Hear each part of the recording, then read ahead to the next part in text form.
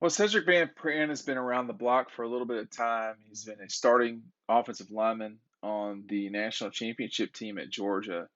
The New Orleans native had a couple of things to say when meeting with the media this past week. And one of the things that he talked about really zones in on what's going to happen on the offensive line in the coming games. So just to review real quick, this Georgia team is got to figure out who its left tackle is going to be. And Jamari has left. He's headed to the NFL, right? And so the question becomes, who's that person going to be? Well, Van Pran had this to say about Amarius Mims, who is one of the most gifted players that Georgia has signed in a long time. But Mims has not played a lot because of, frankly, there's been people in front of him. But here's what Cedric Van Pran had to say. He said, we're looking forward to seeing Mims take the next step. I think he's going to be fine. Honestly, just watching him and how he practices and just watching how he works, it's a thing of beauty. And here's the important one.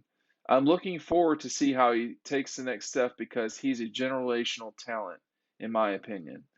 Well, I mean, I don't know if Cedric is talking to people that are in the world of recruiting, but that is something that has been discussed quite a bit. I met Marius when he was going into his junior year. He was actually a sophomore in high school, and he was playing for they're the Royals now. I've forgotten the county's name. Golly, that's my fault. But went down to watch him play a couple more than a couple of times, and it just wasn't fair. There were never times in high school football where he was challenged. So therefore, it was challenging to see what would get in his way. I mean, you don't know for sure, particularly with guys playing left tackle at Bleckley. It was Bleckley County. Um, you just can't. It's hard to project.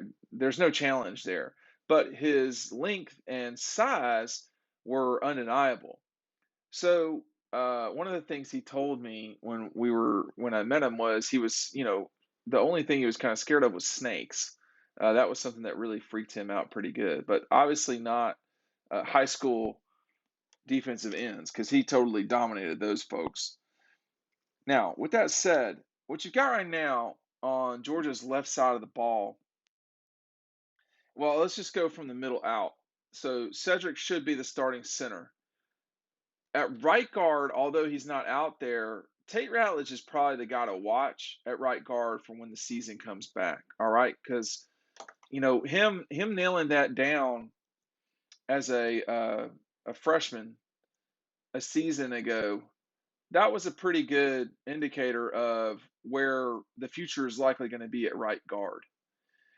At left guard, you really have some options there. Now Warren Erickson returns, but he was knocked out of his spot in that championship game. Georgia went with Broderick Jones at left tackle and pushing Jamari inside. So does that what are you going to do at left tackle? That's really, excuse me, left guard, because left tackle and left guard. I mean, right tackle, you've got Warren McClendon, one of the best right tackles that Georgia's had in a while. Would you really move him to left? I mean, not when you have a prototypical left in Amarius, not when you have a very functional left in Broderick Jones. A lot of people would call him prototypical. What's going to happen when there's two spots and when there's two spots and there's, I don't know, four guys going for it? Because you've got these four guys at minimum that are going to be fighting for those two spots. We already talked about Warren Erickson. We talked about Broderick Jones. Xavier Truss has started at left tackle for sure and played a lot at left guard, if I'm not mistaken, but definitely has started at left tackle. And then you have Amarius Mims. So does the competition get so serious that you know you're taking a look at right guard and saying, hey, are we certain that we're going to keep Tate Ratledge there? There's a lot of options on this offensive line. Stacey Searles has got a lot of options to work with. But I'll tell you this about Amarius Mims. he is someone that when you well, I'll put it to you this way: a year ago, when you call up there to Georgia and just poking around, people will say, "Hey, Amarius Mims, that guy is probably going to be a top 10 draft pick. He's just not ready right now. Like he's not ready to play football right now." So, what does that mean for his future? He's going to have to fight his way onto the field. If we've learned nothing from this program, it's that you do not have the ability to walk onto the field. Those days at Georgia, they are way gone. Um, and as long as Kirby's around, I'm not sure that they're going to come back.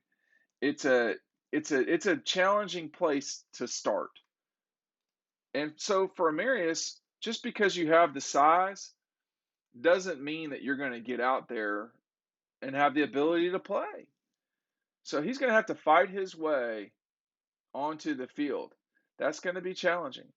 That's going to be challenging because let's just say he wasn't the right guy for for left tackle. Well, you could still play right guard, right? Or excuse me, I said right tackle, left tackle, either tackle. You can still play guard. Well, it doesn't look like that's going to be really enough. He's going to have to fight his way out there too. You're just not going to be able to easily get your way onto this field, particularly with this group of offensive linemen. I mean, this is a solid bunch, y'all. I mean, they are the real deal, and I think to me, for in the case of Mims, he's a guy that's got to make sure he's doing everything he's got to do to get onto the field. Knowing what he's doing, taking every rep the right way, all that stuff. Because if he's doing that, and that means your right guard is Broderick Jones or Truss or Erickson, that means you have 3/5 of your line will have played the fourth quarter of the national championship game. That's what you would be returning in that case. That's a lot. That's a lot of firepower on an offensive line for Stacy Searles to work with. I think they're in really good shape. Stacy's a very good teacher. He's gotten guys to the league that are far less talented than Mims. If you're pushing Clint Bowling, Ben Jones, Cordy Glenn to and through the draft, you could be doing some real trouble and damage with Amarius Mims. Is he a generational talent? We're going to see over these next 2 years. Hey, make sure you're checking out DAWGSTRUCTION. The link is down below. We'll see you on the website.